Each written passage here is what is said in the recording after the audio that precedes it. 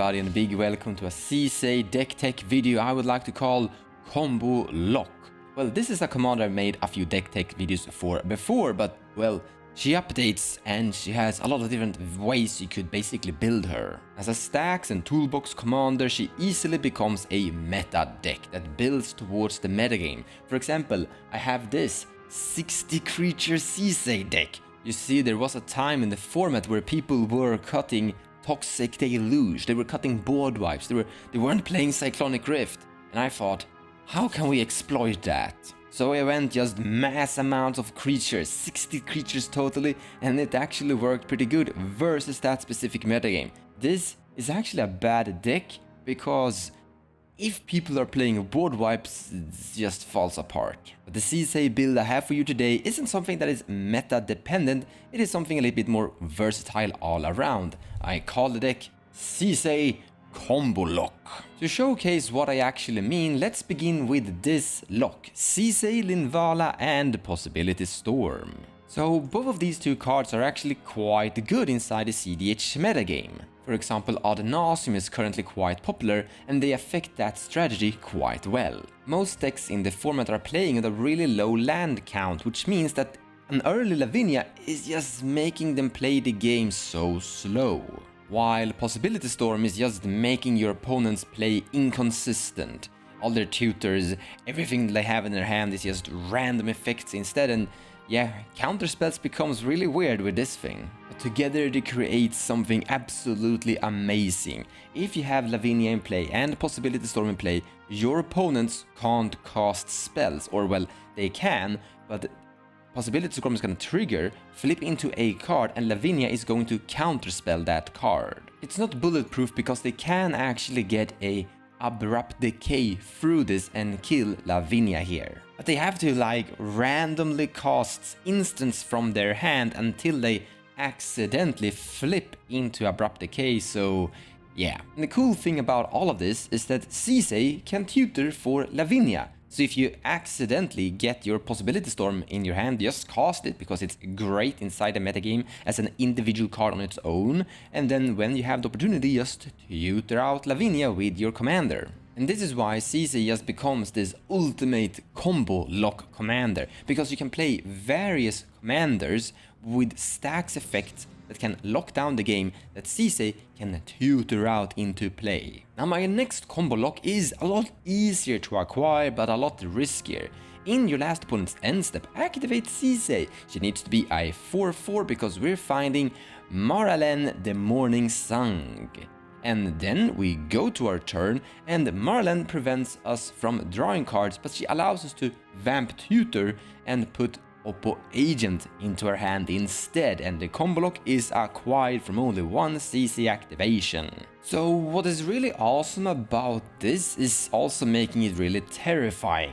For example, imagine you're acquiring this combo and someone destroys Oppo Agent because they still have some cool cards in their hand and they should destroy it in your turn.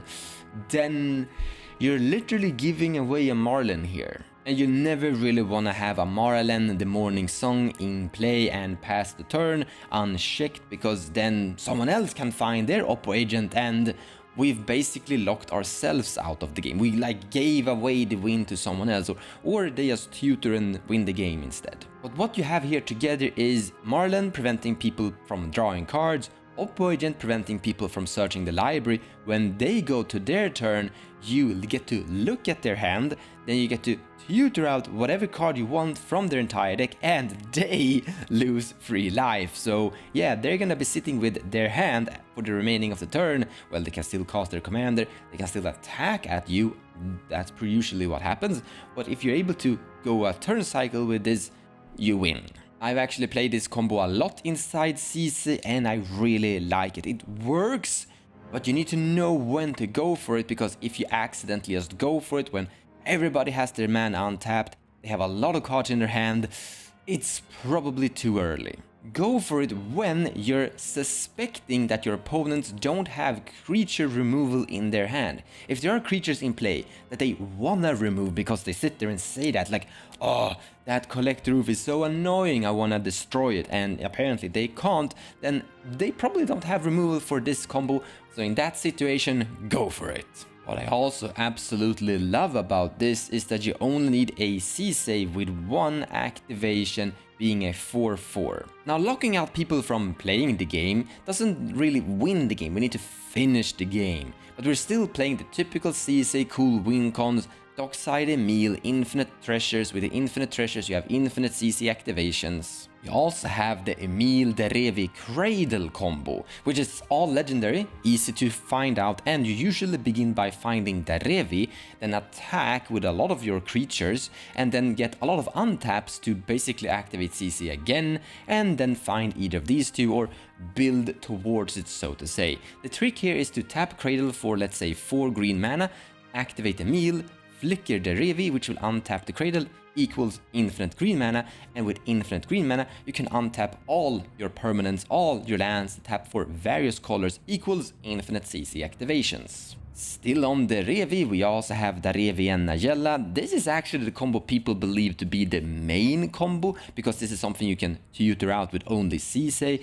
This is actually like Plan C, it's one of the slowest combos to acquire with this deck actually. Much faster, we also have the Esika Kinnan combo, which is something of a very strange mathematical combo that I don't really have time to explain inside this video. I actually made a video about it, and if you wanna take a look at that, I'm leaving a link up there in the corner or down there in the description below of the video. What I really like about that combo is that it's very strange. A lot of people don't really see it, so they let it go through a little bit too far. And Kinnan and Esika individually on their own are just absolutely amazing. Auto includes for every Sisay deck regardless. But we have more combos, or not really more combos, a pseudo combo sort of stuff. Here is Smothering Tide, let's say almost a 1-card combo for Sisay. This is something you need to know when you're playing Sisay, but even more if you're playing against Sisay, that Sisay can win from only mana, and in instant speed. Not that many people actually know that you can do that. So there is a scenario where Smothering Tide is basically being overfed, you're gaining a lot of treasures because everyone is underestimating Sisay and don't wanna pay their taxes, or some other crazy person costs a Wheel of Fortune. If this happens, 3 opponents are gonna draw 7 cards. That means you can have 21 triggers on the Smothering Tide, and you can interact between them. So let all the 20 Smothering Tide triggers happen, but on the last trigger, keep priority. So now we have Sisay in play and 20 treasures, and let's say Sisay is a 2/2. Begin by spending 5 treasures and activate Sisay finding Ragavan. It actually doesn't really matter, you just need Sisay to become a 3/3. Because we want to be able to find Kinnan Bounder Prodigy on the second activation, still with 10 treasures remaining.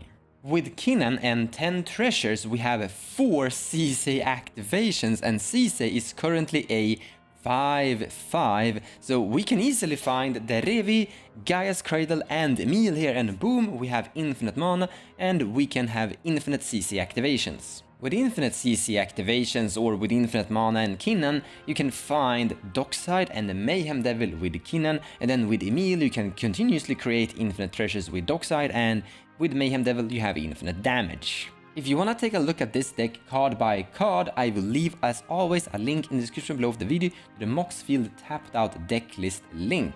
And here I wanna say that a lot of these cards can be tweaked with. You have so much variations of how this deck could be built, and the number of enchantments could obviously increase, and the number of instants, counterspells, spot removal could also differ as well, and the number of creatures could also go up and down. But there are a few mentions that I think are absolutely key or very close to my heart. For example, Sylvan Safekeeper here. We're playing a Sisay combo lock deck here with a lot of creatures as win cons, and therefore having something that can protect those creatures could be absolutely amazing. Also, Ranger Captain of Eos, absolutely amazing, one of the best white cards in the cEDH format. Also, this can actually tutor for the Sylvan Safekeeper. But what you normally find with the Ranger Captain of Eos is the Orochi Leaf Caller that can transform green mana into any colored mana. And that is actually quite key, because suddenly we can make our Gaia's Cradle that we can search out and find with Sisay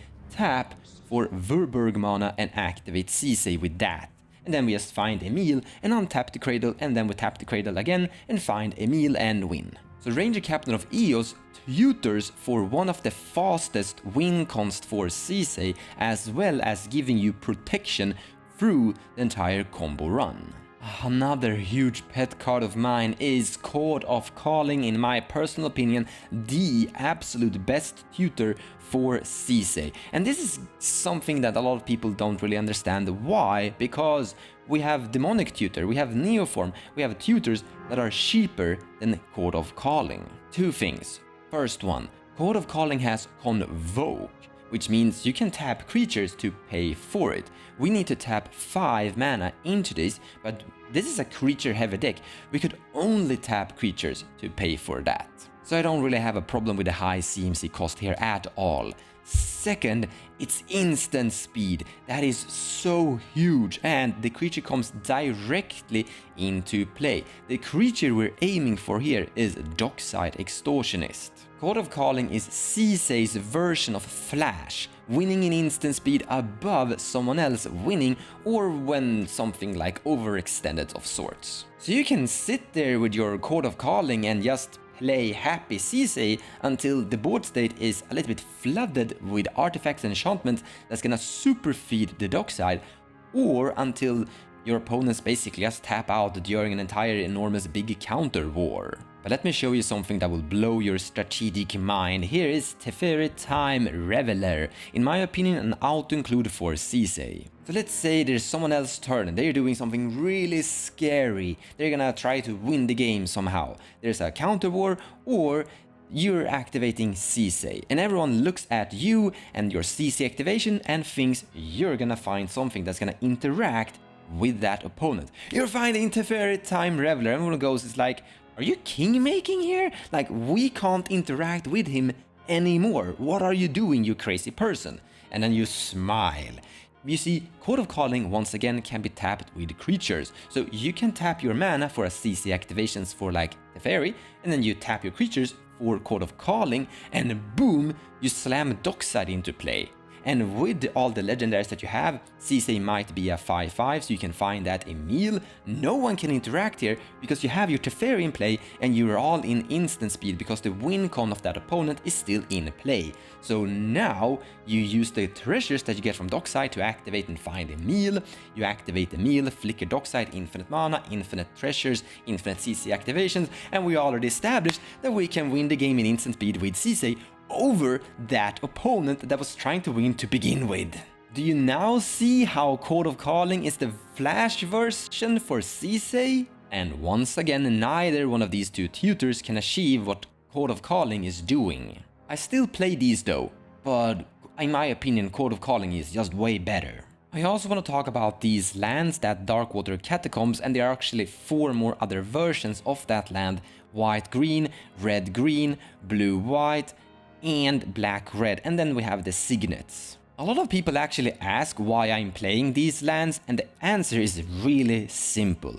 I am able to overproduce an excess amount of green mana, and I can use the green mana into Darkwater Catacomb, convert the green mana into blue-black, which is so great because that can actually enable more CC activations. I have won games because I'm playing these lands, or I would like to also mention that signets could do a similar job, converting mana to whatever mana you want, because with these lands and like Agraia's Cradle, you can have 2 CC activations on the same turn with less than 10 sources of mana producing cards. I mean, look at this. Here we have 3 lands that together will create 1 CC activation. And if the cradle here is capable of producing 4 green mana, you only need 4 other lands or mana producing cards to create the second CC activation. Alright, that's it! I hope you liked the video. I make a lot of Sisay content, but this is where I think Sisay stands today. Thank you for watching, and I hope you enjoyed the video and that you found it inspiring.